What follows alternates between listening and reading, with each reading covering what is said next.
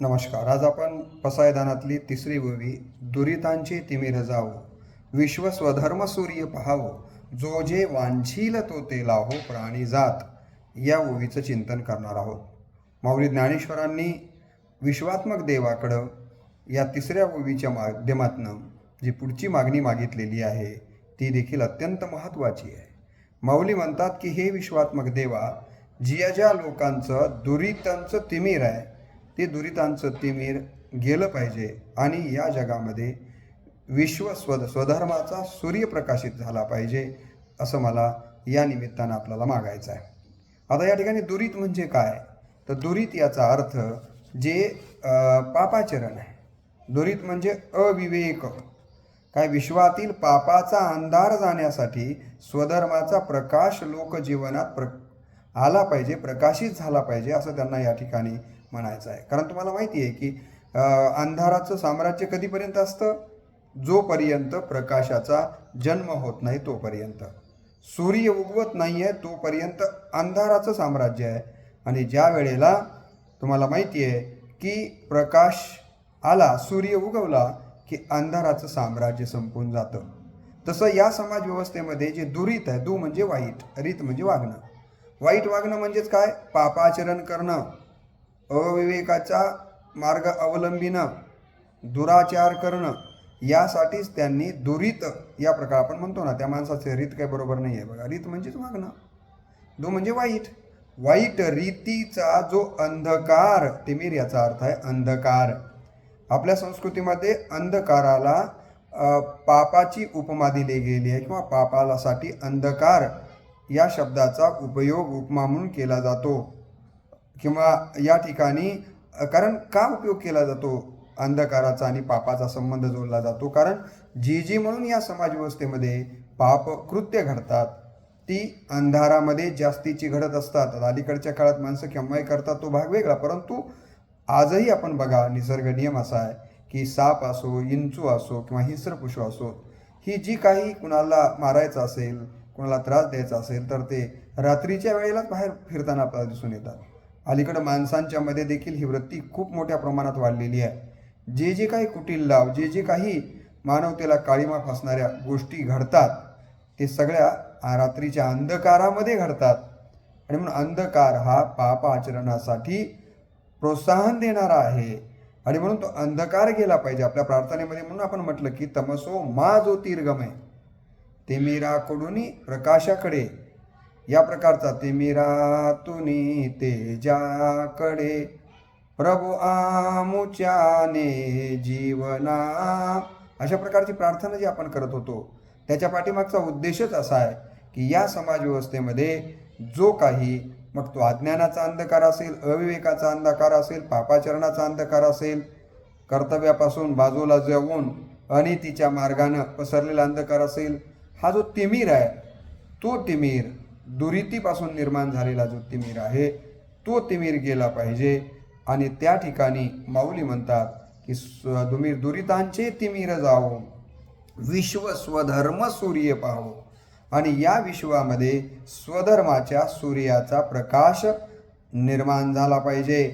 स्वधर्म म्हणजे काय, स्वधर्म कशाला म्हणायचं, धर्माच्या व्याख्या आपण करत असताना हा अमुक धर्माचा, तो तमुक धर्माचा, तो तमुक धर्माचा असं आपण म्हणतो. माऊलींना इथं जो धर्म अपेक्षित आहे तो धर्म आहे स्वकर्तव्य. स्वधर्म म्हणजे काय, तर स्वधर्म म्हणजे दुष्टपणा काढावा. कोणत्याही व्यक्ती असो त्याच्या ठिकाणचा दुष्टपणा निघणे म्हणजे त्याच्या अंतःकरणामध्ये स्वधर्माची प्रस्थापना होणे. सत्कर्मात गोडी घेणे म्हणजे स्वधर्म. लक्षात आलं का, चांगल्या चांगल्या कामांच्या बद्दल आपल्या मनामध्ये आवड निर्माण झाली पाहिजे, सत्कर्माच्या बद्दलची गोडी निर्माण झाली पाहिजे. इतरांशी मैत्री करावी. यापूर्वीच्या ओवीमध्ये आपण बघितलं की मैत्र जीवांचे, केवळ माणसातलीच मैत्री इथं अपेक्षित नाही आहे, तर माऊलींना या जगातल्या प्रत्येक सजीव प्राणी मात्रांच्या मध्ये देखील मैत्रभाव निर्माण झाला पाहिजे असं वाटतं. आणि हा मैत्रभाव ज्यांच्या अंतःकरणामध्ये निर्माण होतो त्याला स्वधर्म या नावाने तर संबोधित केलं गेलेलं आहे. ही गोष्ट देखील आपण या ठिकाणी लक्षात घेणं गरजेचं आहे. म्हणजेच स्नेहभावाने वागणे. तुम्हाला माहिती आहे की साने गुरुजींनी अलीकडे धर्माची व्याख्या करताना सांगितलं होतं की खरा तो एकची धर्म जगाला, प्रेमार पावे खरा तो एकची धर्म जगाला प्रेम अर्पावे जगी जे हीन अतिपतित जगी जे दीन पद दलित तया जा ऊनी उठवावे जगाला प्रेम अर्पावे स्नेह एकमेकांच्या मधला स्नेह निर्माण झाला पाहिजे. मी नेहमी सांगत असतो की मेघ आम्हाला पाणी देतात, पक्षी आम्हाला गाणी देतो, वारा श्वास देतात, फुलं वास देतात, माती माया देते, वृक्ष छाया देतात. तर आपण माणूस म्हणून माणसाला प्रेम द्यायला आणि प्रेम घ्यायला शिकलं पाहिजे. आणि ज्याच्या अंतःकरणामध्ये अशा प्रकारचा स्नेहभाव एकमेकांच्या बद्दल आहे तशी वागणूक म्हणजे स्वधर्माचं आचरण आहे असं या ठिकाणी आपल्याला म्हणता येतं. अन्याय करून मिळवू नये. जे काय आपल्याला मिळवायचं आहे ते यापूर्वी मी आपल्याला सांगितलं की जोडून या धन उत्तम व्यवहारे. संत तुकाराम महाराजांनी सांगितलं की धन जरूर कमवा, परंतु ते कसं असलं पाहिजे, उत्तम मार्गाने इतरांची पिळवणूक करून कुठलीच गोष्ट आपण मिळवायची नाही. अन्याय करून काही मिळवायचं नाही आहे. फळाची अति आकांक्षा करायची नाही आहे. कर्मण्य फाल हे का नाही, आपल्याकडं भगवद्गीतेमध्ये सांगितलं ना, कर्मण्य वाधिकारस्य मा फलेषु कदाचन. कर्म करणं आपल्या हातामध्ये आहे, परंतु अति आकांक्षा मला आपल्या अंतःकरणामध्ये बाळगायची नाही आहे. अशा प्रकारचं देखील आचरण करणं म्हणजे स्वधर्माचं आचरण करणं आहे. म्हणजे कुठल्याही प्रकारची अति आकांक्षा, जरूर कोणतंही कार्य माणूस करतो म्हणजे अपेक्षा ठेवूनच करतो, परंतु अति आकांक्षा न बाळगता कर्म करणं म्हणजेच खऱ्या अर्थानं स्वधर्माचं आचरण करणं आहे. अमुक धर्मामध्ये ज्या ज्या काही रीतिरिवाज सांगितलेले आहेत, पूजापाठ सांगितलेले आहेत, त्यानुसार आचरण करणं म्हणजे स्वधर्म असं नाही आहे. कारण एकीकडे आपण टिळे टोपी माळा देवाचे गबाळण वागवी ओंगळ पोटासाठी, संतांनी अशा प्रकारे केवळ टिळा टोपी माळा घातलेली आहे, परंतु इतरांना लुबाडतोय, कुकर्माचं आचरण करतोय, तर त्याला स्वधर्माचं आचरण म्हटलं गेलेलं नाही आहे. ही गोष्ट माऊलींच्या या स्वधर्म सूर्याबद्दलचा जो विचार मांडला गेलेला आहे तो या ठिकाणी लक्षात घेण्यासारखा. म्हणून माऊली म्हणतात की दुरितांचे तिमिर जावो विश्व स्वधर्म सूर्य. या विश्वामध्ये, या जगामध्ये स्वधर्माचा सूर्य प्रकाशित झाला पाहिजे. स्वधर्माचा सूर्य सगळ्यांनी बघितला पाहिजे. कारण अंधकार घालवण्यासाठी एकमेव मार्ग जर कोणता असेल तर तो सूर्याचं प्रकाशित होणं आहे. जोपर्यंत सूर्य प्रकाशित होत नाही आहे तोपर्यंत अंधाराचं साम्राज्य नष्ट होत नाही आहे. आपल्याला माहिती आहे की जोपर्यंत या ठिकाणी पाप घालवायचं असेल तर पुण्य आपल्याकडे आलं पाहिजे. बरोबर आहे की नाही. म्हणून जगात अंधार व प्रकाश असं द्वंद्व आपल्याला नेहमी बघायला मिळतं. पाप आणि पुण्य यांच्यामधलं देखील आपल्याला द्वंद्व पाहायला मिळतं. एक साधक आहे तर दुसरं बाधक आहे. शीत उष्ण, सुख दुःख, ज्ञान अज्ञान, मान अपमान अशी ती द्वंद्व आपल्याला समाज व्यवस्थेमध्ये अनादी काळापासून चालत आलेली पाहायला मिळतात. माऊलींना या ठिकाणी काय वाटतं की बाधकाचा नाश झाला पाहिजे आणि साधकाचं वर्चस्व वाढलं पाहिजे. लक्षात आलं का.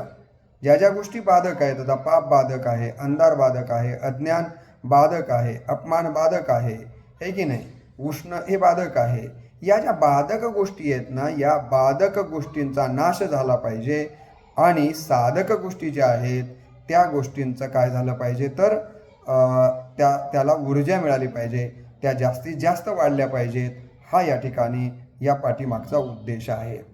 अंधकार काय करतो तर अंधकार चांगुलपणाला देखील झाकून टाकण्याचं काम करत असतो आणि चांगुलपणा झाकणं काही समाज व्यवस्थेच्या दृष्टीनं चांगलं नाही आहे. आणि मग झाकण्याचं काम अंधकार करतो आणि प्रकाशात आणण्याचं काम कोण करतं, सूर्य करतो, प्रकाश करतो. अज्ञानाला अंधकाराची उपमा दिली गेलेली आहे, हे मी तुम्हाला यापूर्वी सांगितलं. या अज्ञानाचा आणि पापाचा जवळचा संबंध आहे. मी यापूर्वी आपल्याला सांगितल्याप्रमाणे हे जे काही सगळे हिंस्र पक्ष काम करतात ते केव्हा करतात तर अंधारामध्येच करतात. आणि म्हणून अंधार हा पापाचरणासाठी सोयीस्कर असल्यामुळे या समाजव्यवस्थेमधला अंधकारच जर नष्ट झाला, म्हणजे आचरणाच्या बाबतीतला अंधकार म्हटलंय बरं, जर नाहीसा झाला तर सगळीकडं सद्विवेकाचा, हे की नाही, प्रकाश दिसेल, ज्ञानाचा प्रकाश दिसेल, सत्कर्माचा प्रकाश दिसेल. आणि हा प्रकाश म्हणजेच एका अर्थानं सूर्य आहे. सूर्य प्रकाशित झाला की बाकी सगळ्या गोष्टी जशा उजेडात येतात तसा सत्कर्माचा प्रकाश निर्माण झाला, हे की नाही, आणि दुरिताचा अंधकार नाहीसा झाला की मग मात्र या समाजव्यवस्थेमध्ये चांगुलपणा निश्चितपणे वाढेल. म्हणून माऊलींना या ठिकाणी म्हणायचं आहे की दुरितांचे तिमिर जावो, विश्व स्वधर्म सूर्य पाहावो. धर्म म्हणजे काय, तर आपल्याला दिलं गेलेलं जे काम आहे ते काम प्रामाणिकपणे करणे. खरा सगळ्या जगातला सगळ्यात मोठा धर्म कोणता आहे, तो मानवता हा सगळ्यात मोठा धर्म आहे, है कि नहीं. इंसान का सबसे बड़ा धर्म कौन सा होता है, तो सबसे पहिला धर्म ये है की मी माणूस म्हणून जन्माला आलो आहे, तेव्हा माणूस म्हणून माझी काही कर्तव्य आहेत, ती कर्तव्य व्यवस्थितपणे पार पाडणं, एका माणसानं दुसऱ्या माणसाशी माणसासारखं वागणं, हाच मानव धर्म आहे.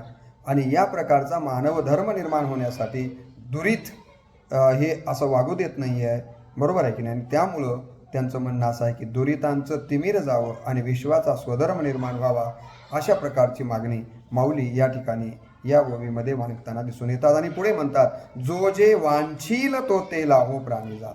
या समाजमध्ये व्यवस्थेमध्ये ज्यानं जे जे काही इच्छा केलेली आहे, हे विश्वात्मक देवा, त्याची ती सगळी इच्छा तू पूर्ण केली पाहिजेस आणि ती पूर्ण करावीस, असं माझं म्हणणं आहे. आता प्रश्न या ठिकाणी हा उपस्थित होतो की ज्यानं जे जे मागितलं ते त्याला मिळावं. एखादा पापाचरण करण्यासाठी एखादी गोष्ट मागत असेल, समजा एखादा दारू पिणार आहे, तो म्हणला मला दारू प्यायला मिळावी. एखादा व्याभिचारी आहे, त्याला असं वाटायला लागलं की मला व्याभिचार करायला मिळावा. एखादा चोर आहे, त्याला वाटलं की मला चोरी करायला मिळाली पाहिजे, बरोबर आहे का. हिंसाचार करणारा त्याला वाटलं की माझ्या मनासारखं मला आज 10 माणसांना मारता आलं पाहिजे. म्हणजे त्याच्या मनातली जी जी इच्छा आहे ती इच्छा पूर्ण व्हावी, असं माऊली म्हणतायत की काय. मग असं मागणं हे योग्य आहे का, अशा प्रकारचा प्रश्न आपल्या मनामध्ये निश्चितपणे निर्माण होण्याची शक्यता नाकारता येत नाही आहे. परंतु इथं जो जे वांछील तो ज्यानं जी वांछील म्हणजे इच्छा करेल, ज्यानं जी काही इच्छा केलेली आहे तो ते लाहो, त्याला ते प्राप्त हो, असं माऊली म्हणतात. परंतु या म्हणण्याच्या पाठीमागचा अर्थ मात्र आपण या ओवीचा किंवा या खंडाचा अर्थ लावण्यापूर्वी आपण ही गोष्ट लक्षात घेतली पाहिजे की माऊलींनी पसायदानामध्ये अगोदर काय काय मागितलं, नंतर जो जे वांछील तो ते लाहो, असं म्हटलेलं आहे. लक्षात घ्या की एखादा माणूस वाईट कसं मागेल, ज्याच्या आधी माऊलीने म्हटलं की जो खळ आहे त्याची व्यंकटी गेलेली आहे, त्याच्या मनातलं दुष्टत्व नाहीसं झालेलं आहे, त्याच्यामध्ये आता एकमेकांच्या बद्दल भूतमात्रांच्या बद्दल परस्पर मैत्री किंवा प्रेम निर्माण झालेलं आहे, त्याच्या मनातली दुरितांचं जे काही पापरूपी अंधकार आहे तोही निघून गेलेला आहे आणि तिथे स्वधर्माचा सूर्य प्रकाशित झालेला आहे. म्हणजे लक्षात आलं का, खळाची व्यंकटी गेलेली आहे, सर्व भूतमात्रांच्या ठिकाणी काय मैत्रभाव निर्माण झालेला आहे, दुरितांचं म्हणजे वाईट वागण्याचं पापाचरणाचा अंधकार नाहीसा झालेला आहे आणि त्याच्या अंतःकरणामध्ये स्वधर्माचा सूर्य प्रकाशित झालेला आहे. एवढ्या क्रिया झाल्याच्या नंतर माऊली म्हणतात, जो जे वांछील तो ते लाहो प्राणी जात. मग अशा अवस्थेमध्ये आलेल्या माणसानं जे जे काही हे विश्वात्मक देवा मागितलंय ते तुम्ही पूर्ण करा. आणि इतक्या प्रकारची अवस्था पालट झालेला माणूस, ज्याच्या मनामध्ये खळत्व गेलेलं आहे, ज्याच्या मनातलं, बरोबर आहे की ज्याच्या मनामध्ये आता सगळ्या प्राणी मात्रांच्या बद्दल मैत्रभाव प्रेम निर्माण झालेला आहे, ज्याच्या मनामधला पापाचा अंधकार किंवा वाईट वागणं त्यानं सोडून दिलेलं आहे आणि स्वधर्म म्हणजे काय याचा खरा अर्थ त्याला कळालेला आहे, असा माणूस निश्चितपणे जे काही मागणार आहे ते अजिबात चुकीचं मागणार नाही, तर तो जो काही मागेल ते चांगलंच मागेल. आणि म्हणून मुद्दाम या सगळ्या प्रक्रियेच्या नंतर माऊली म्हणतात, जो जे वांछील तो ते लाहो प्राणी जात. आणि या प्राणी मात्रांच्या मध्ये ज्याला जे जे हवं आहे ते हे विश्वात्मक देवा, अशा प्रकारची मानसिकता किंवा अशा प्रकारची मनस्थिती ज्याची झालेली आहे त्यानं जे जे काही मागितलंय ते तुम्ही द्यावं, अशा प्रकारची मागणी या ओवीमध्ये केलेली आपल्याला दिसून येते. म्हणून दुरितांचे तिमिर जावो, विश्व स्वधर्म सूर्य पाहावो, जुजे वांछील तो ते लाहो प्राणी जात. अशा प्रकारची ही तिसरी ओवी आणि या तिसऱ्या ओवीचा अर्थ आपल्याला या पद्धतीनं सांगण्याचा प्रयत्न आपण इथं केलेला आहे. यानंतर जी चौथी ओवी या पसायदानामध्ये आलेली आहे ती, वर्षत सकळ मंगळी ईश्वर निष्ठांची मांदी आळी अनवरत भूमंडळी भेटतू तयाभूता. या प्रकारची चौथी ओवी पसायदानामध्ये आलेली आहे. आता या ठिकाणी आपण याही ओवीचा संक्षेपमध्ये इथं अर्थ पाहणार आहोत. वर्षत सकळ मंगळी, याचा अर्थ वर्षत म्हणजे वर्षाव होवो, आपण म्हणतो की सारखा या माणसाचा प्रेमाचा वर्षावर आमच्यावर होतो, फुलांचा वर्षाव असा आपण शब्दप्रयोग करत असतो. वर्षत म्हणजे वर्षाव होणे, सतत ते काय त्याचा पडत राहणे. या प्रकारे मांगल्याचा वर्षाव व्हावा असा या अर्थाने इथं म्हटलेलं आहे. वर्षत सकल मंगळी, सगळ्याच ठिकाणी मांगल्याचा वर्षाव व्हावा. म्हणजेच काय, अमंगलत्व या समाजव्यवस्थेतनं निघून जावं. अमंगलत्व म्हणजे काय, मंगलत्व म्हणजे काय, आता यापूर्वीच्या ओव्यांच्या अर्थावरून आपल्या लक्षात आलेलं आहे. जे जे काही पापाचरण आहे ते अमंगल आहे, अज्ञान अमंगल आहे, हे की नाही. जे जे काही मानवी कल्याणाच्या आड येणाऱ्या ज्या ज्या काही गोष्टी असतील अनितीच्या, त्या सगळ्यांना अमंगल म्हटलं गेलेलं आहे. आणि ज्या ज्या गोष्टींच्यामुळे मानवाचा नीतीचा विकास होतो, नीतिमूल्य विकसित होतात, मानवता ज्याच्या अंतःकरणामध्ये प्रत्येकाच्या निर्माण होते, त्याला आपण मांगल्य असं म्हटलं गेलेलं आहे.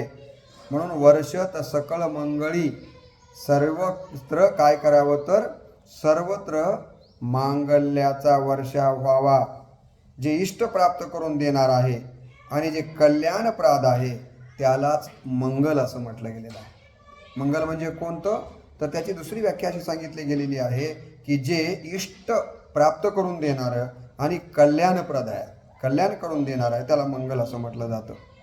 आणि अशा प्रकारचं हे जे मंगल आहे त्या मंगलाचा सतत वर्षाव होत राहावा, अशा प्रकारचा विचार या ठिकाणी मांडला गेलेले आहे. म्हणजे वर्षाव होणं म्हणजे काय की ज्याच्यावर तो होतोय त्या व्यक्तीचं मन तृप्त होईपर्यंत ते मिळालं पाहिजे. एखादा माणूस जेवायला बसला आणि त्याला एखादी वस्तू आवडत असेल आणि पुन्हा पुन्हा त्याच वस्तूचा जो वर्षाव होणं म्हणजे वाढली जात असेल, तर तो एकदम पोट भरल्यानंतर काय म्हणतो, अरे आता नको, आता नको, आता पुरे, आता खूप पोट भरलं, आता नको. म्हणजे एखादी वस्तू पुरेपुरे म्हणेपर्यंत देत राहणं म्हणजे वर्षाव. वर्षाव म्हणजे काय, तर आपण ज्या गोष्टीच्यामुळं तृप्त होतो, तृप्त होईपर्यंत जी गोष्ट आपल्याला प्राप्त होते तिलाच वर्षाव असं म्हटलं जातं. लक्षात आलं की नाही. आणि सकळ म्हणजे संपूर्ण. वर्षत सकळ मंगळी, मांगल्याचा संपूर्णपणे या ठिकाणी वर्षाव व्हावं. जिथे अपूर्णता नसावी, जिथं अल्प नसावं, विनाशी नसावं. जे अल्प बी नसावं, अपूर्ण बी नसावं आणि विनाशी नसावं, त्याला सकल म्हटलं गेलेलं आहे. सकल या शब्दाचे बघा 3 अर्थ इथं सांगितले गेलेले आहेत. संपूर्ण म्हणजे कोण, जे अपूर्ण नाही आहे ते संपूर्ण, जे अल्प नाही आहे ते संपूर्ण, आणि जे विनाशी नाही आहे ते संपूर्ण, याचा नाश होत नाही आहे. अशा प्रकारचं जे सकल संपूर्ण, म्हणून त्यांनी या ठिकाणी सांगितलेलं आहे की वर्षत सकल मंगळी, ईश्वर निष्ठांची मांदियाळी. म्हणजे कोण, या समाजव्यवस्थेमध्ये 2 प्रकारची माणसं आपल्याला बघायला मिळतात. एक आहेत विषयनिष्ठ माणसं आणि दुसरे आहेत कोणते, ईश्वरनिष्ठ माणसं. इथं माऊलींनी ईश्वरनिष्ठांची मांदियाळी, विषयनिष्ठांची मांदियाळी असं म्हटलेलं नाही आहे. मांदियाळी म्हणजे समूह, मांदियाळी म्हणजे समाज, आहे की नाही. म्हणजे या ठिकाणी ईश्वरनिष्ठ लोक, या सगळ्यांची मांदियाळी म्हणजे ते हे सगळे सज्जन लोक एकत्र यावेत. ईश्वरनिष्ठ म्हणजे कोण, ईश्वराला मानणारे. ईश्वराला मानणारे म्हणजे नीतीला मानणारे. ईश्वराला मानणारं म्हणजे ज्यांना मानवी मूल्यांची जाण आहे अशी माणसं. कदाचित ती माणसं ईश्वराला मानत नसली तरीही मानवी मूल्य जर मानत असतील तर देव न मानणारा देव माणूसही आपल्याला समाजव्यवस्थेमध्ये बरेच बघायला मिळतात ना. त्यांना देखील संतांनी कमी महत्त्वाचं स्थान दिलेलं नाही आहे. ते म्हणतात की चालतंय, हरकत नाही आहे. जे 6 गुण जर तुमच्या ठिकाणी असतील तर कदाचित ईश्वर भगवंताची व्याख्याच माऊलींनी केली की ऐका, यशस्वी, औदार्य, ज्ञान, वैराग्य, ऐश्वर्य हे 6ही गुणवर्य वसती जेत तया नाव भगवंत. मला असं वाटतं एखाद्या माणसाने ईश्वराला मानलं नाही, परंतु हे 6 गुण जे माऊलींनी या ओवीमध्ये सांगितलेले त्याच्याकडे जर असतील तर कदाचित त्याला देव न मानणारा देव माणूस आपल्याला म्हणता येत. आणि म्हणून इथं ईश्वरनिष्ठ म्हणजे केवळ पूजा अर्चा करणारे, एवढ्यांपुरता हा संकुचित अर्थ आपल्याला घ्यायचा नाही आहे. ईश्वरनिष्ठ म्हणजे सज्जन लोक, संत लोक. लक्षात आलं का. ही सगळी माणसं ईश्वरनिष्ठ माणसांची मांदियाळी म्हणजे समूह, ईश्वरनिष्ठांची मांदियाळी. बरोबर आहे की, ईश्वरनिष्ठांची मांदियाळी. म्हणून या ठिकाणी अशी जी माणसं आहेत ही माणसं अनवरत भूमंडळी भेटतू तया भूता. अनवरत म्हणजे काय, तर सतत सतत ही जी काही ईश्वरनिष्ठ सज्जन माणसं आहेत ना, ही एकमेकांना भेटत राहिली पाहिजे, त्यांच्यात एकमेकांच्या मध्ये सतत चर्चा होत राहिली पाहिजे. दुर्दैवानं आज आपण बघतो की समाज व्यवस्थेमध्ये सज्जन एकटेपणानं जीवन जगतात आणि दुर्जनांची संघटना झालेल्या आपल्याला पाहायला मिळतात. कुठेही दुर्जन पटकन एकत्र येतात, परंतु सज्जन लवकर जवळ येत नाही आहेत आणि हे माऊलींना नको आहे. समाज व्यवस्थेमध्ये जी काही आज आपल्याला परिस्थिती बघायला मिळते, वाईट आपल्याला बघायला मिळतं, त्याचं कारण असं तर सज्जन गुपचूप असतात आणि दुर्जन मात्र जोरजोरानं ओरडायला लागतात. म्हणून आमच्या हिंदीमध्ये एकाने असं म्हटलं होतं एका कवीने की सत्य को लकवा मार गया आहे. सत्य अपंग झालेलं आहे, एका कोणामध्ये टुकूटुकू डोळ्यानं बघतंय आणि दुसरीकडं मात्र असत्य मात्र विमानात प्रवास करताना दिसतंय. म्हणून एका ठिकाणी मराठीतला कवी असं म्हणाला की पतिव्रतेच्या गळ्यात धोंडा, वेश्येला मणिहार रे. पतिव्रतेला तिच्या चारित्र्यामुळं तिला अन्न पाणी म्हणजे गळ्यात धोंडा याचा अर्थ तिला कुठला दागिना मिळत नाही आहे, तिला खायला प्यायला सुद्धा मिळत नाही आहे, कारण ती चारित्र्य सोडत नाही आहे. परंतु वेश्येला मात्र मणिहार आहेत, वेगवेगळ्या प्रकारचे अलंकार ती घालून फिरते आहे, कारण तिनं चारित्र्य गमावलेलं आहे. आणि अशी जी काही दुष्ट माणसं आहेत त्या दुष्टांची पटकन एकी होते, परंतु विषयनिष्ठांची पटकन एकी होते, कारण सगळ्यांना विषय आवडतो आणि प्रत्येकाची अशी एक विषयनिष्ठांची पटकन संघटना होते. परंतु ईश्वरनिष्ठ सज्जन माणसं मात्र आपापल्याच वेगळ्या आनंदामध्ये जगत असतात, ते एकमेकांच्या जवळ येत नाही आहेत आणि हे समाजासाठी अत्यंत घातक आहे.